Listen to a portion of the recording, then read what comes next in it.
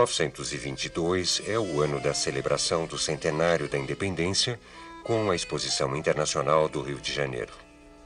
Mas é também um ano de intranquilidade política, marcado pela sucessão de Epitácio Pessoa. De um lado, Arthur Bernardes recebe o apoio de quase todos os estados. De outro, Nilo Peçanha funda a Reação Republicana e congrega a grande maioria das Forças Armadas, descontentes com a situação. O clube militar é fechado e seu presidente, Hermes da Fonseca, preso. Apesar de tudo, Bernardes vence as eleições em 1º de março de 22. A tensão explodiria em 5 de julho com a rebelião do Forte de Copacabana. Nesse mesmo ano, o Partido Comunista Brasileiro é fundado sob a liderança de Astrogildo Pereira. Em outra trincheira, no plano cultural, os 8 Batutas, grupo popular de choro encabeçado por Pixinguinha, embarca para a Europa. O sucesso foi imediato, mas a ida do grupo causou polêmica. Muita gente se sentiu honrado pela representação do Brasil lá fora. Outras pessoas, preconceituosas, se sentiram envergonhadas. Taxavam a viagem de desmoralizadora do Brasil e pediram até providências por parte do ministro do Exterior. Em fevereiro, acontece nas noites de 13, 15 e 17, no Teatro Municipal de São Paulo, a Semana de Arte Moderna. Então, galera, esse cartaz que vocês estão vendo aí da Semana de Arte Moderna foi feito pelo Di Cavalcanti. Ele fez uma gravura para poder realmente disseminar esse cartaz, fazer várias cópias. E ó, tá a assinatura dele, esse desenho.c, Di Cavalcanti. E aí foi o chute no balde dessa galera. Foi efervescência, gente, de todas essas mudanças que estavam acontecendo aqui. Sem contar que estava fazendo o centenário da independência do Brasil. E a arte também deveria se tornar independente. Mas independente do quê? Independente do passado, independente das regras, né, que amarravam a nossa língua, amarravam a nossa arte para fazer tudo muito certinho, muito dentro dos padrões, né? Segundo a Enciclopédia Itaú Cultural, o grande marco do modernismo no Brasil, ele se dá realmente pelas artes plásticas nesse início. Na literatura é a questão, né, da superação, do parnasianismo, simbolismo. E nas artes plásticas, gente, é a superação da arte acadêmica. Chega de claroscuro, né? Chega de representar a realidade idealizada. Agora o negócio era liberdade de movimento, liberdade de tema, desde que esses temas enaltecessem o nosso país, mas não enaltecessem de uma forma ufanista, desesperada, como se o nosso país não tivesse defeito. Era enaltecer vendo a nossa realidade, tentando misturar as linhas, as tendências da arte moderna que já aconteciam na Europa desde a segunda metade do século XIX, com as nossas características brasileiras. Então, a gente vê ali, né, nesse cartaz do Di Cavalcanti, uma planta, mas é uma planta que tem raiz. E a raiz é o Brasil. Aqui, gente, é a capa da programação. Também foi feita pelo Di Cavalcanti em gravura. E já aí você vê uma diferença para a arte acadêmica. Por quê? Vejam que aquela moçoila que está ali desenhada, ela é estilizada. Ou seja, ela é simplificada. O corpo dela não beira a perfeição. Pelo contrário, e toda a parte de trás, todo o fundo, mostrando ali a nossa forma de forma mais geométrica. Então, a gente percebe nas linhas do desenho do Di Cavalcanti já uma influência do fauvismo do Henri Matisse. Não se percebem pelas cores, porque só tem 2 cores o catálogo, o que para a época já era muito, porque era muito caro, muito raro imprimir algo colorido assim em grande escala, que seria o caso do catálogo do programa. Mais estranho ainda tá com essa deformação nas imagens E até nas letras, olha o jeito que tá escrito catálogo, gente. Tudo tortinho. E, gente, é a notícia que saiu no jornal. Olha que bonitinho, o teatro era com TH ainda, gente. Então já tinha começado a Semana de Arte Moderna, mas eles colocaram ali, né, concurso de Villa-Lobos. Villa-Lobos já era um músico conhecido internacionalmente. Era uma boa propaganda para que as pessoas fossem visitar o último dia da Semana de Arte Moderna. Essa é a imagem, gente, do Teatro Municipal de São Paulo naquela época. Então, vejam, na verdade ele ainda é parecidinho, só que São Paulo tá bem diferente do que aparece aí. Vejam só, ela é uma construção no estilo eclético, que a gente fala, do período do neoclassicismo. Então, se vocês olharem, tá todo voltado para a arte clássica e o uso das colunas gregas, né, gente? Essas esculturas aqui em cima são muito próprias da arte clássica. Então, o Teatro Municipal de São Paulo era um lugar onde se reunia a nata da sociedade de São Paulo, os grandes cafeicultores da sociedade de São Paulo, a galera que tinha grana mesmo, mas que estava acostumada a uma cultura super tradicional, que a gente pode perceber até pela própria arquitetura do teatro. O que acontece?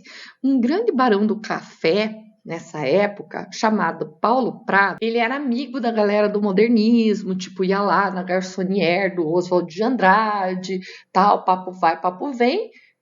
Um dia ele falou assim, nossa, se eu ficasse rico, eu bancava uma exposição de vocês. Pois não há de se crer que naquele mesmo período o café teve uma alta em termos mundiais e o Paulo Prado enriqueceu? Aí teve que cumprir a promessa, né? Pois ele bancou o aluguel do Teatro Municipal de São Paulo para essa grande exposição que mudou a nossa arte até hoje. E, gente, eu vou mostrar para vocês a execução da música Ginete do Pierrozinho, do Heitor Villa-Lobos. Veja, vocês estão vendo que não é Guiomar Novaes, não tem gravação de 1922, até porque o cinema não tinha som naquela época para gravarem a música dela, mas é para vocês conhecerem a música. Então, quero que vocês prestem atenção no seguinte, nas dissonâncias. O que é dissonância? São sons que não combinam. Então vai fugir lá da música clássica, né, em que tudo era harmonioso, tudo combinava, e a gente vai ver aí uma influência, não entendo muito de música, mas me parece uma influência clara do Schoenberg, que criou o dodecafonismo, que justamente propunha aí essa coisa das dissonâncias nas músicas. Então vamos lá.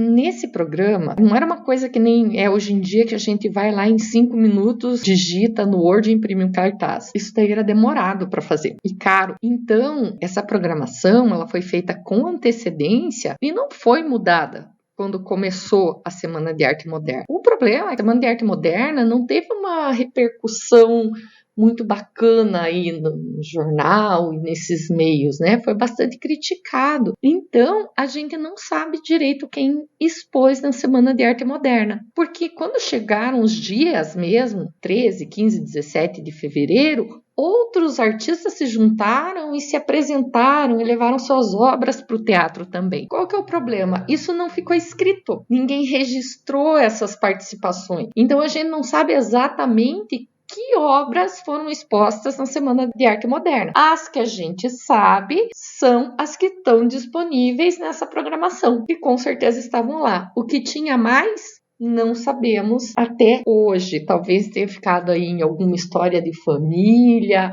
alguma coisa assim, mas que infelizmente não se tem a comprovação.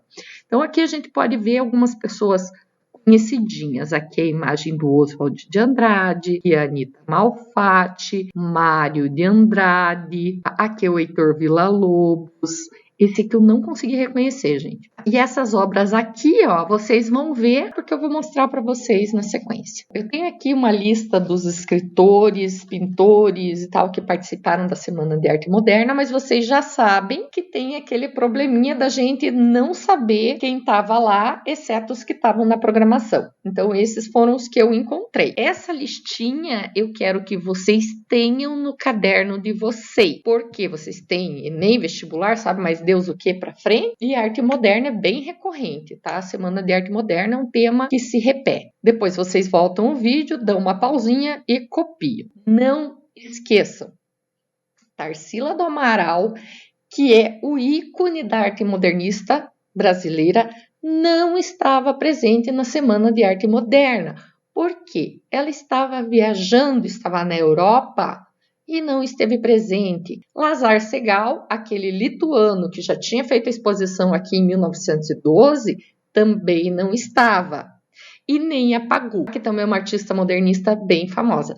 Tem que lembrar, gente, já vi isso cair em prova de vestibular. Eu não fiz parte da semana, mas eu trouxe elementos, por exemplo, novos de pintura no ano seguinte. Aí eu acho que valeu, porque houve todo esse movimento, assim, apesar de não ter feito no teatro, porque quem me mandou notícia em Paris da semana foi a Anita Malfatti.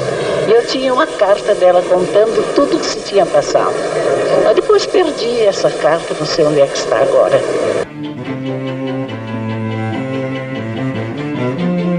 Então, a Tarsila vai ter uma participação bem importante pós-Semana de Arte Moderna de 22. Aqui nós temos uma fotografia dos modernistas. Essa citação eu tirei do livro da Araci do Amaral, que vai falar da Semana de 22. É uma citação de uma citação. Então, olha só. E não veja a arte moderna na insuficiência dos nossos recursos de cidade e de província, mas sinta como todos nós sentimos o sopro vivificador que há nessas tentativas modestas de renovação e liberdade. Dá para entender bem por essa frase, né, o pensamento dos artistas modernistas.